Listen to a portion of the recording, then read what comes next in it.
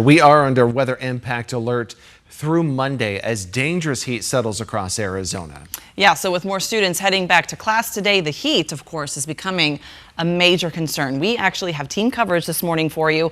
Tori King is looking at how schools are keeping students safe in these dangerous conditions. But first, let's talk about that forecast with Ginger Jeffries. So how hot is it going to get? Sizzling. In fact, we are going to be approaching record range. Breaking a record, I don't think we're going to do that. We might meet a record, but I mean, no matter what you call it, it is hot. And remember, we're still not quite done with some of this monsoon moisture. But first, let's talk about the temperatures, because I've got numbers upwards of 115 on the west side of the state. Havasu, you're going for 117 today. By Saturday, I think you're going to see 120. Now, here in the valley, we've got 111 degrees today. So everyone, as you can see, from central to western Arizona, above the normal range. I mean, 8 degrees above normal in Parker, 9 above normal in Gila Bend, 5 above normal in Phoenix. However, we also have some below normal numbers, all because of that monsoon moisture that is in the mix as well. So it's two summer extremes at the same time. The most dangerous headline will be the heat, because our highs are treacherous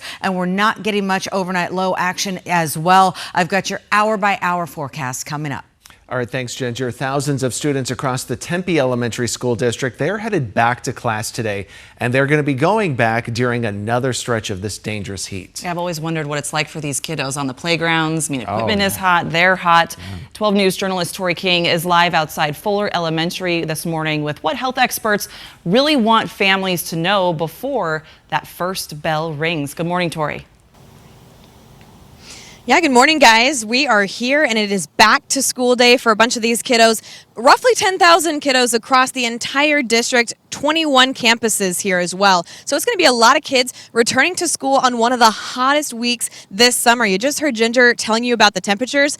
I grew up in Oklahoma. Okay, we had hot summers, but I don't think we ever went back to school when it was triple-digit temperatures. So there's a lot of things that health experts want you to know that you can prepare your kids before they even head out the door. So early preparation, that is the key here. I want to go ahead and put some information up on the screen for you to show you what they're talking about. So health experts say they recommend sending kids to school with a full water bottle every morning, especially during these triple digits, making sure that you dress them in lightweight, light-colored clothing. That can actually help as well. Try to avoid those darker colors, dark blues, blacks, stuff like that. Those really just absorb that heat.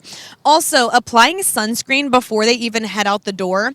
And then, of course, encouraging them to drink water before they even feel thirsty. A lot of kids don't understand, and they get dehydrated, and then it's too late. So teaching them to drink water throughout the day ahead of time is super helpful. Health officials also say that parents should teach their kids to understand when their bodies are not feeling right. They remind their kids to tell a teacher or a trusted adult right away if they or any of their friends or classmates start feeling symptoms of heat-related illnesses. Health officials also say recognizing those early signs can make a big difference. So what should these kids be looking out for, right? Dizziness, headache, muscle cramps, anything like that. If they start feeling that, even nausea, maybe even confusion, maybe they're having a tough time focusing in class after that, those could be signs of heat-related illnesses. So if those symptoms worsen or someone becomes confused or even passes out, that could be a sign of heat stroke. That could be a really sign of a serious illness of heat stroke too. So make sure that the kids know how to ask for a nurse or ask for help. Teach them that before they even come to school. Health officials say taking a few of those extra minutes to prepare before the kids even leave the home can really help them stay safe.